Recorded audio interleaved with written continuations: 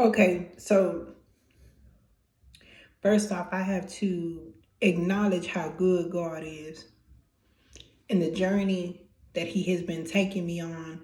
I'm officially, what's today? What is today? Okay, so today's the 4th. So today is officially day 4. And I can say God has been shifting me in ways that I cannot even explain. And He's just getting started. And I just want to send this message out. And it may not surface until the 22nd of this month because I have, well, if I'm having to wait to post it, then you know what that means. And what I do want to say is that I want to conquer this moment and I want to acknowledge God first and foremost. And I want to thank Him for the ability to be able to go through this transition that I'm going through. Because I've never felt this in life. And if I tell you I'm at peace, I haven't had this peace ever. And I can say that I have no worries because when you trust God and you give it all to Him and He asks you, do you trust me? We can't say that we trust God if we are worried, if we are concerned how this is going to work, how that is going to work. If you trust God, it's going to come natural that you are not going to even have that in your mind because you already know how it's going to work. And that's the place that I'm at. And I don't want nobody to come in and think that they're going to take away this feeling. Because there's nobody on this earth that can make me feel the way that I'm feeling right now. And I'm telling you that.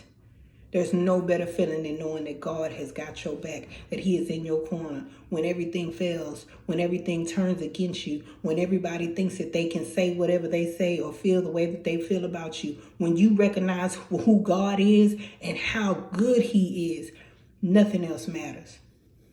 Nothing else matters because you know why? He's in control of everything and everything else will work out. And I can say, I'm even looking at myself differently. I'm changing. And it's like God has rebirthed me into something that He made me to be. And now that I recognize that, it's nobody that can take that away from me. And so we all have the opportunity to have this chance. And please don't allow no one to steal that chance from you. You say because what it is that, and my mama said it so clearly. Imagine being, y'all know football. And for those that don't, we're going to try to sum it up. Because God said you get on here and say what you got to say and that's it. My mom pointed out to me, and this was just today. Think about how in football, whenever there's a penalty flag thrown and someone comes in and they pass an interference, okay? They're interfering with what the opposing team was trying to do. And with that interference, it stops the game. When they blow that whistle, it stops. Everything goes quiet because they want to hear what it is that the flag call is.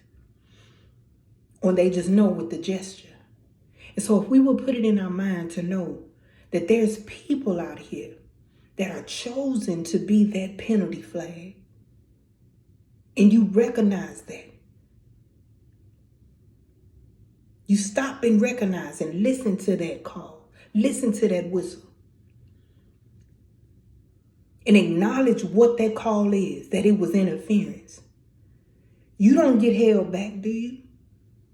When they get an interference call and that flag is thrown, the opposing team, they get to go forward. They get extra yardage. And so if we look at it like that, my mama made it so clear to me that no matter who thinks that they're going to throw that flag, even the referee has to be accounted for what they say because they have to make that right call. Otherwise, they're going to try to argue it, right? So with knowing that that flag was a valid penalty, you get to move forward. And if we look at life that way, then no matter who tries to intervene, whoever tries to come in the midst of what God has ordained you to do, it doesn't matter. You acknowledge it.